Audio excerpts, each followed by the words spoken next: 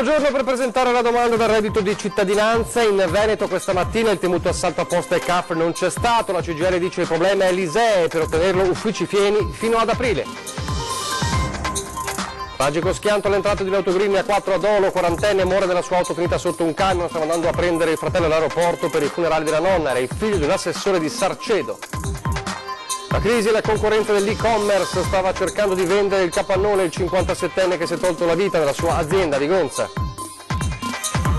Fu strangolata e poi fatta a pezzi dal compagno, i resti gettati in campagna a Valeggio sul Mincio, 20 anni all'assassino, la procura aveva chiesto l'ergastolo. Attesa per l'autopsia sui corpi dei due fratelli morti in un lago di sangue all'Arcella, dalla prima ipotesi di omicidio-suicidio a quella di una furiosa lotta mortale tra i due. Attimi di paura stamane lungo la tangenziale di Treviso quando un camion ha preso fuoco prima dell'uscita dell'ospedale. Il camionista è riuscito ad uscire dal mezzo e a mettersi in salvo, dando l'allarme. In più di 1.007 ore in coda ieri a Treviso per il casting delle riprese di The New Pope nella Marca trevigiana, giovani e meno giovani a caccia di un set.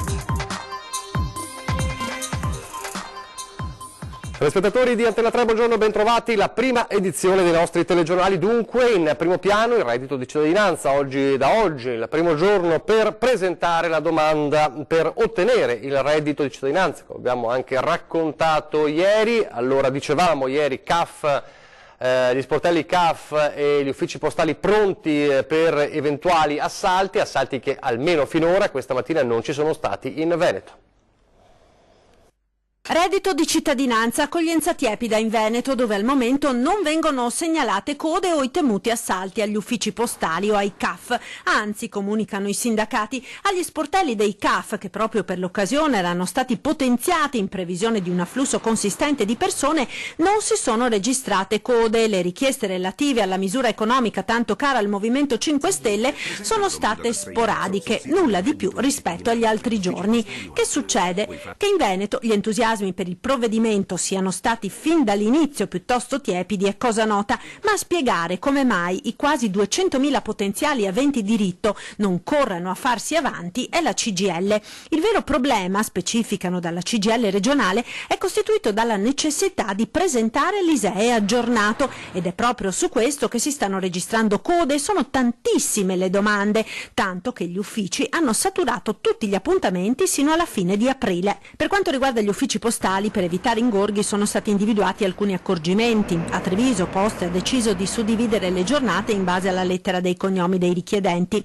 L'invito per tutti è quello di presentarsi allo sportello con i documenti già pronti, quindi ISEE, carta d'identità e codice fiscale, magari già fotocopiati, e possibilmente il modulo di richiesta che si può scaricare via internet gratuitamente.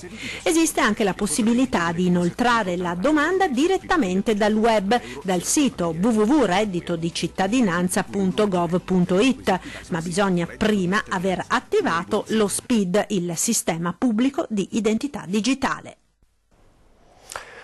La cronaca adesso, vedremo ovviamente poi questa sera il bilancio della prima giornata, se qualcosa sarà cambiato rispetto a questa mattinata, chiamiamola così, tiepida sul fronte del reddito di cittadinanza. Dicevamo la cronaca con la tragedia avvenuta nella tarda serata di ieri lungo la A4 ad Arino di Dolo con Marco Santorso, il quarantenne vicentino che stava andando all'aeroporto a prendere il fratello ed è morto in uno schianto contro un tir. Era figlio di Gianfranco Santorso, assessore ai lavori pubblici del comune di Sarcedo, ed era anche un noto capo scout. Allora la cronaca di questa tragedia ce la racconta al telefono la nostra Ilaria Marchiori. Ilaria.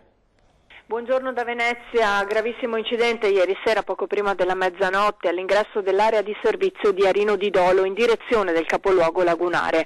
C'è stato un tamponamento tra un'automobile e un tir che non ha lasciato scampo al conducente dell'auto, un quarantenne, che si è scontrato contro il mezzo pesante e che ha perso la vita poco prima dell'intervento dei soccorsi.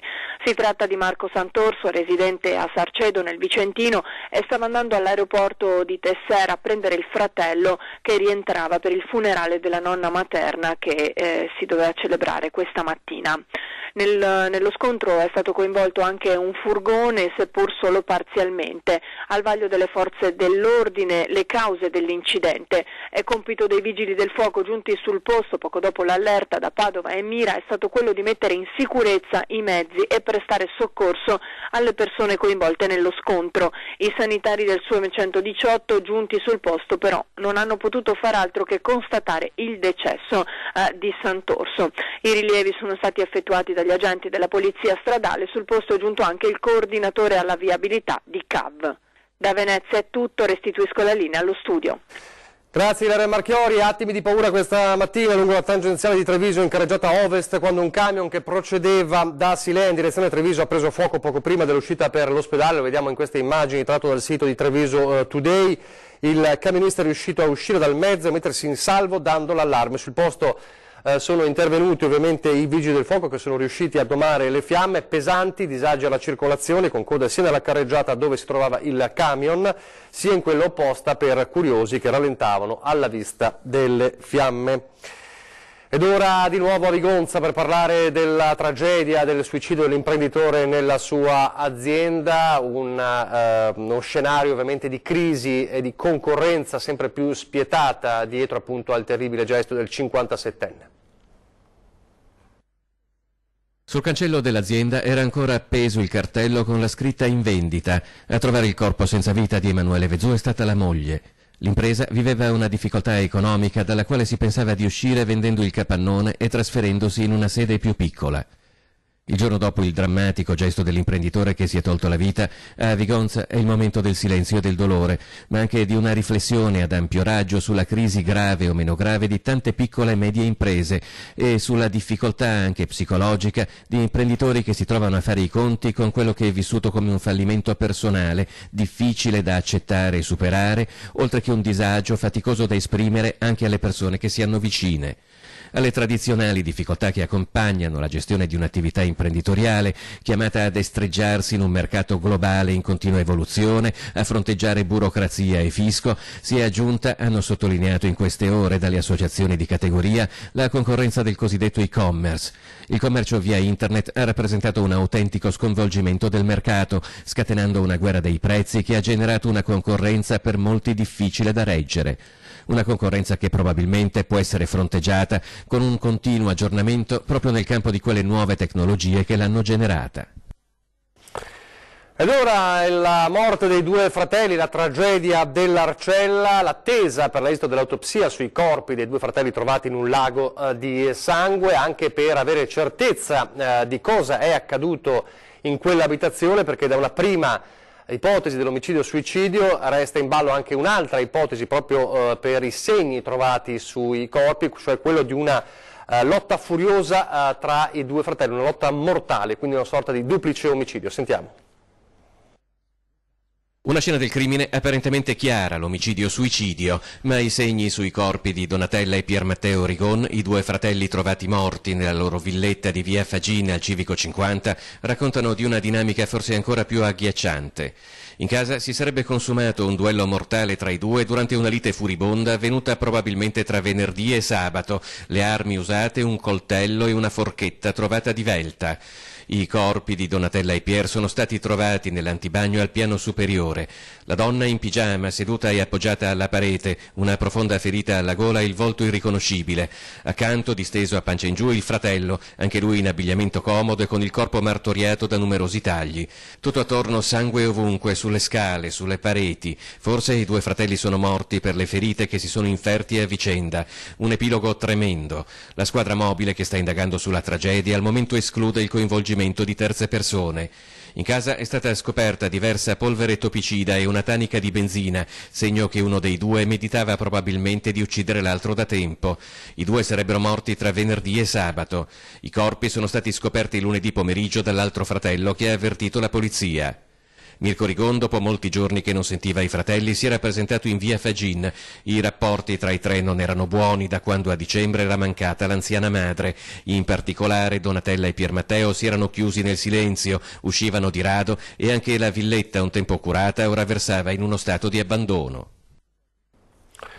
Ed ora lo ricorderete, il terribile omicidio di Valeggio sul Mincio, la 46enne Kadia Benkeic che fu strangolata dal compagno e poi fatta a pezzi, e i resti furono gettati in una zona, campo a Gardoni di Valeggio sul Mincio, al limitare di una zona popolata da cinghiali. Ebbene, ieri la sentenza per l'uomo che è il compagno, insomma, della donna, che è stato condannato a 20 anni di carcere, Agim Adinai, una pena più bassa di quella richiesta dal sostituto procuratore che aveva ipotizzato per il 50enne albanese il carcere a vita. 6 anni invece la condanna inflitta dal giudice dell'udienza preliminare al fratello di Agim, Vezir, di 2 anni più vecchio, e accusato di averlo aiutato a fare a pezzi la vittima, che poi venne messa in alcuni borsoni. Il GUP ha escluso le aggravanti dell'aver agito per motivi abietti e con crudeltà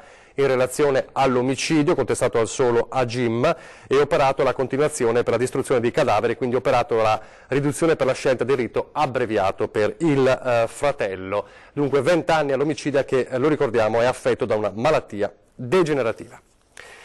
E adesso la paura vissuta ieri pomeriggio al parcheggio dell'ospedale Sant'Antonio a Padova, con un albero che si è abbattuto su 2 autovetture in sosta. Un albero ad alto fusto è caduto martedì pomeriggio verso le 15:30 nel parcheggio posteriore dell'ospedale Sant'Antonio. Nonostante il grosso arbusto sia crollato su 2 auto in sosta, nessuno è rimasto ferito. I pompieri hanno dovuto segare rami e il fusto dell'albero, alto più di 10 metri e dal diametro di circa 1 metro. Necessario l'uso dell'autogru per rimuovere la parte finale del tronco da una delle 2 autovetture.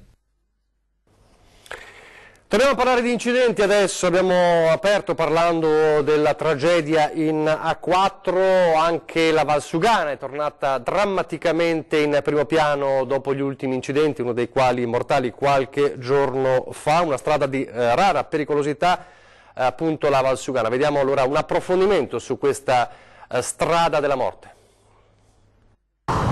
Questa è la statale 47, meglio nota come la Valsugana. Si tratta di una strada che, come vedete, in alcuni punti ha una sua vaga vocazione da autostrada / superstrada, ma poi resta una statale in cui molto spesso è da lasciate ogni speranza a voi che entrate.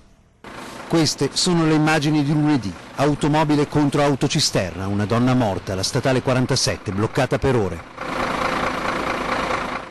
Queste, invece, sono le immagini di martedì, automobile contro mezzo pesante, una donna viva per miracolo, la statale 47 bloccata per ore.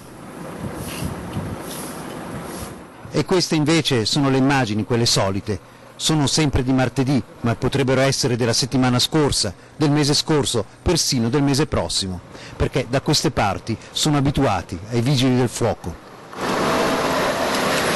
ai carabinieri o alla polizia per i rilievi, alla polizia municipale per la viabilità.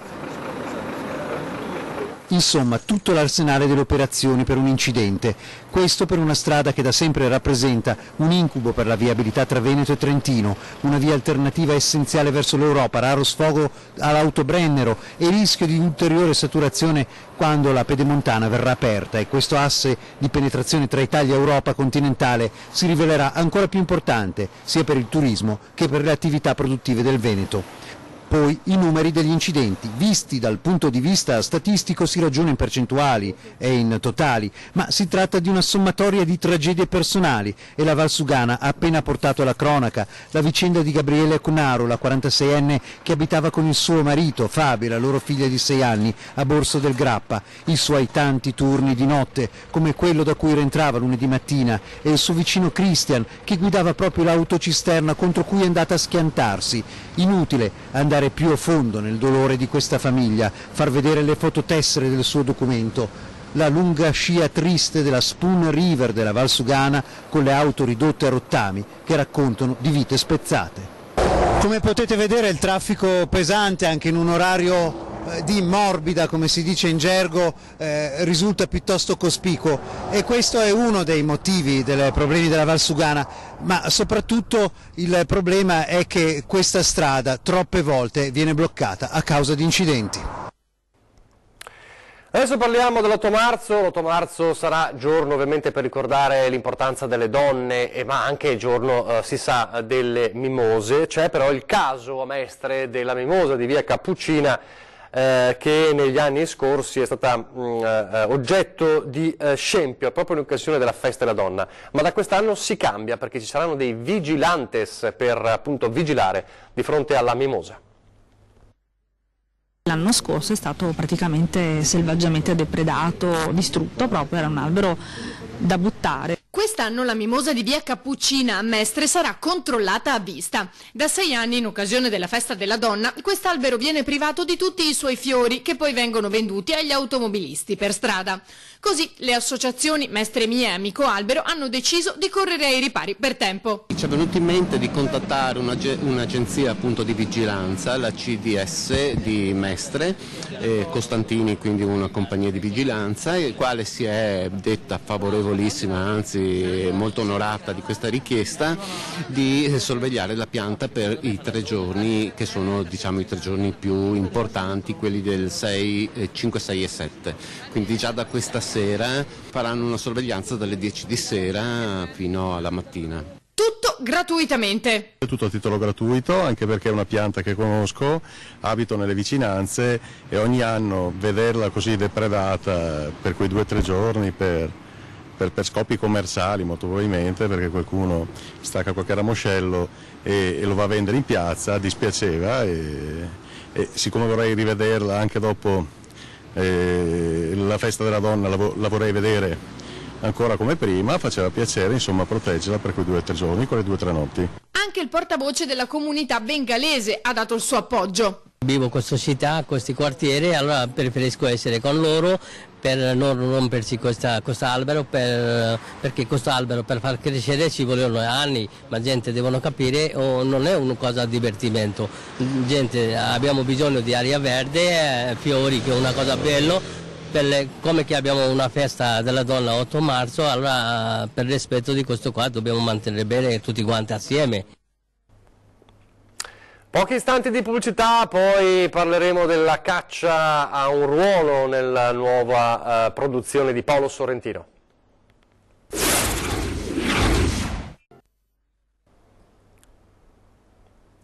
Rieccoci in studio in diretta. Dunque le riprese si terranno in aprile a Nervesa della Battaglia sul Montello, ma ieri a Treviso, in centro a Treviso, c'è stata la ricerca, il casting per 400 comparse per The New Pope, la nuova produzione televisiva del regista premio Oscar Paolo Sorrentino. Più di 1 migliaio le persone per ore in coda per questo casting. Sono pensionato, piuttosto che andare a guardare i cantieri di lavoro ho detto vado a fare un casting. Useranno delle grotte che ci sono a Nervesa che dovrebbero riprodurre Lourdes, quindi immagino che ci saranno sciancati, suore, non ho idea. In attesa del proprio turno l'immaginazione corre e chi è in fila spera di avere la faccia giusta per Sorrentino. Loro sono i partecipanti al casting per The New Pope, la nuova serie del regista napoletano. Servono circa 400 comparse da scegliere tra migliaia di aspiranti. La coda è così lunga da circondare l'isolato dell'Hotel Continental, sede del provino e luogo già scelto dal cineasta nel 2003 per girare alcune scene del film Le conseguenze dell'amore. Ampio il ventaglio anagrafico e varie le motivazioni, da chi fa sul serio a chi è spinto dalla curiosità. Un passatempo diverso dal solito e anche, inutile negarlo, un modo per far 2 soldini. Insomma, tentar non nuoce. Certo, si spera sempre, mi piace molto il cinema, il mondo del cinema, dello spettacolo, quindi si spera. Perché ho iniziato a studiare cinema e mi sembrava una buona opportunità. Studio cinema, mi piacerebbe entrare a far parte. La curiosità e l'interesse per Sorrentino. Ho tempo, quindi mi fa piacere partecipare. Abbiamo sentito di questa possibilità attraverso comunque i social media e mi sembrava un'opportunità carina. C'è poi anche l'aspetto economico che non so ancora quanto eventualmente sia. Per non parlare della notorietà e del fascino dei protagonisti della serie. Non si sa mai che si riesca a stare sul set a fianco di Jude Law. È uno dei motivi in cui siamo qui. Certo, sicuramente. È interessante, è la mia età. Ore e ore in coda, poi arriva il proprio turno e tutto si risolve in un flash. E nel classico le faremo sapere. Bella esperienza, vediamo un po', speriamo. Ho guardato i documenti e fatto delle foto, delle semplici foto. È andata che mi tocca rifarlo online, perché non so fare che roba. Bisogna che mi fai fare la figlia. Magari solo per pochi minuti, ma alla fine del New Pope sarà fatto anche da qualcuno di questi volti. E allora in bocca al lupo. O forse, dato il soggetto a sfondo religioso, meglio confidare in un intervento divino. Siamo limiti alla divina provvidenza noi. Accettiamo tutto. Quello che arriva è buono. Parliamo di sanità adesso. Un centro regionale per i pazienti neuromuscolari è il traguardo che vogliono raggiungere le associazioni che trattano queste malattie. A Treviso si è parlato di SMA, l'atrofia muscolare spinale. Dare risposte ai malati di atrofia muscolare spinale e alle loro famiglie. Va in questa direzione l'appuntamento che si è tenuto nei giorni scorsi a Treviso, promosso dall'Associazione per lo studio di questa malattia rara, una malattia neuromuscolare degenerativa che priva le persone della capacità di camminare, mangiare e respirare. Questo convegno è stato fatto per sensibilizzare la gente, per far conoscere più di questa patologia e anche per promuovere le cure che esistono. Un appuntamento che non è affatto casuale, quello trevigiano, visto che da tempo due veneti, la trevigiana Sara Favaretto e il vicentino Mattia Lovato, con il sostegno di campioni come Roberto Baggio, lavorano per creare anche nella nostra regione un centro Nemo, una struttura per malati neuromuscolari. In Italia ce ne sono 4 e il più vicino è quello di Milano. Aiuta tantissimo perché lavorano insieme tutti i medici che conoscono bene la patologia,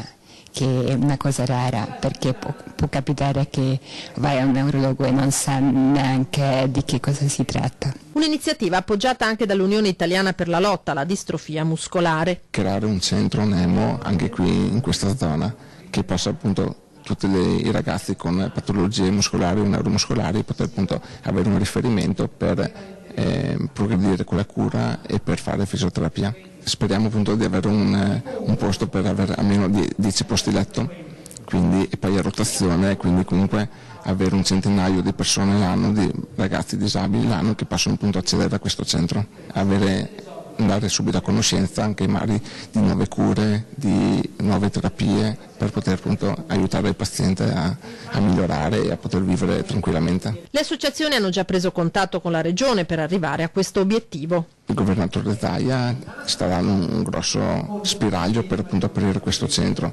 Le tempistiche al momento non le sappiamo e spero il prima possibile. E adesso torniamo a parlare del piccolo Joe, il bimbo di Piazzola sul Brenta che ha bisogno del vostro aiuto per quella operazione delicata e molto costosa in America. Vediamo il piccolo Joe impegnato a fare i famosi biscotti a lui dedicati.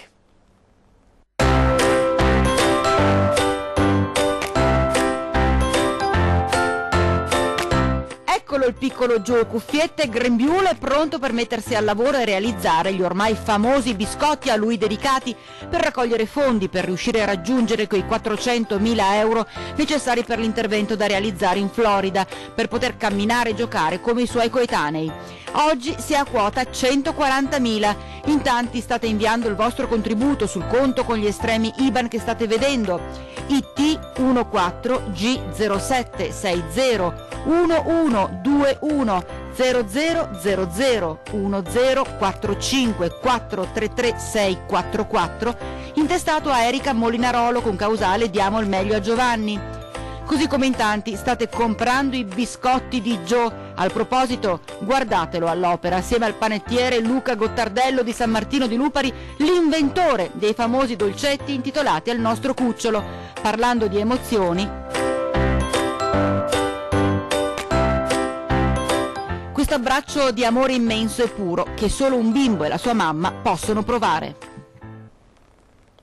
Allora, se non siete riusciti a scrivervi l'IBAN, ve lo riproponiamo, ve lo facciamo rivedere. Eccolo qua, anche la causale e l'IBAN per aiutare il piccolo Joe. È molto importante la corsa continua, ma bisogna raggiungere i 400.000 euro, allora è molto importante il vostro contributo. Ovviamente chi può con quello che può, e come sempre in questi casi ogni gesto è importante. Questo è l'IBAN, lo rivediamo, IT14G 0760 112 10000 104543 3644. Questo dunque è sono gli estremi per aiutare il piccolo Joe nella sua corsa della speranza verso una operazione importante in America. Adesso vediamo le immagini dello Svolo del Leon, il cosiddetto Svolo del Leon, che ieri ha chiuso a Venezia il Carnevale 2019,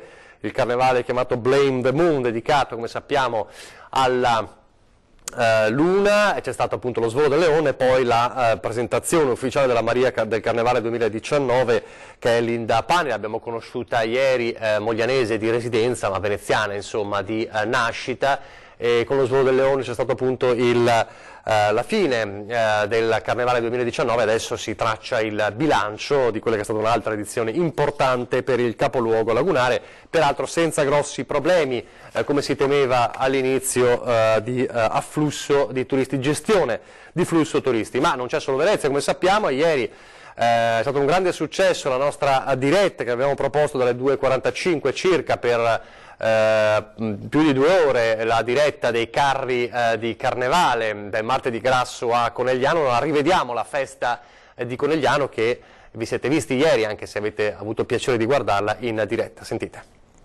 Una bellissima giornata di sole saluta la sfilata dei carri qui a Conegliano. Un buon pomeriggio a tutti voi dalla voce di Lucio Zanato, che con Alice Montagniera oggi vi racconterà questa sfilata dei carri. Eccoci, siamo nuovamente scesi in strada.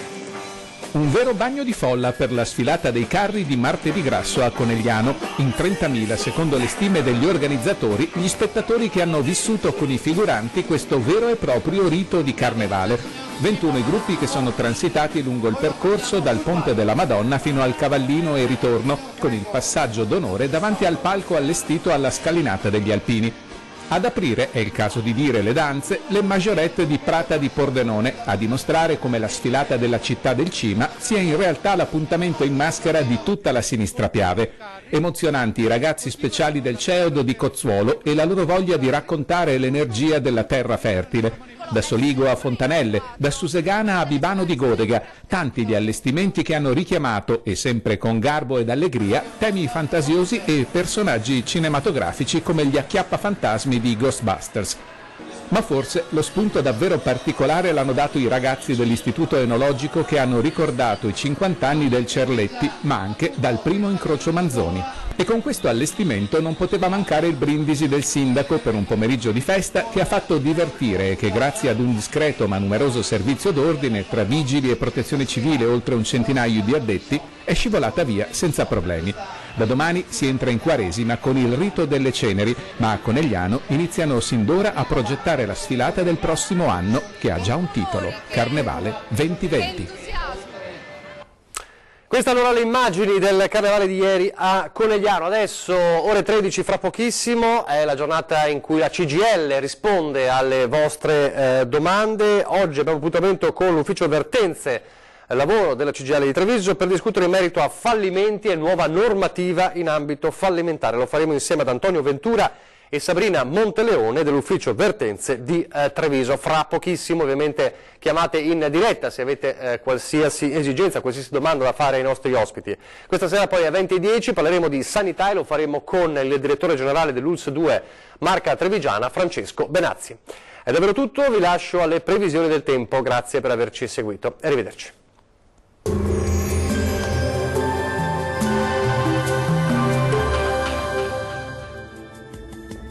Ben ritrovati al meteo. Non cambia il tempo sulle nostre regioni rispetto ai giorni scorsi, il sole continuerà a dominare. Nel dettaglio sul Veneto avremo un tempo asciutto e stabile, sarà soleggiato ovunque, il cielo si presenterà sereno o al massimo poco nuvoloso. Più nubi in serata, ma in genere senza piogge. Temperature minime tra 1 e 3 gradi, massime molto miti, comprese tra 11 e 16 gradi, addirittura 18 gradi sul Rodigino. Spostiamoci ora a vedere la situazione del Friuli Venezia Giulia. Anche qui sarà bel tempo, tanto sole ovunque, con il cielo che si presenterà parzialmente nuvoloso, salvo per qualche innocuo addensamento sui settori montuosi. Temperature minime tra 3 e 4 gradi, massime gradevoli comprese invece tra 13 e 18 gradi. Vediamo infine la situazione meteorologica del Trentino Alto Adige. Poche novità, sarà soleggiato anche sulla nostra regione, dove il cielo si presenterà al massimo con presenza di poche nubi a carattere sparso. Non sono attese precipitazioni. Temperature minime tra 2 e 3 gradi, massime piacevoli intorno ai 14 gradi circa. Dal meteo di Antenna 3 per ora è tutto. Arrivederci.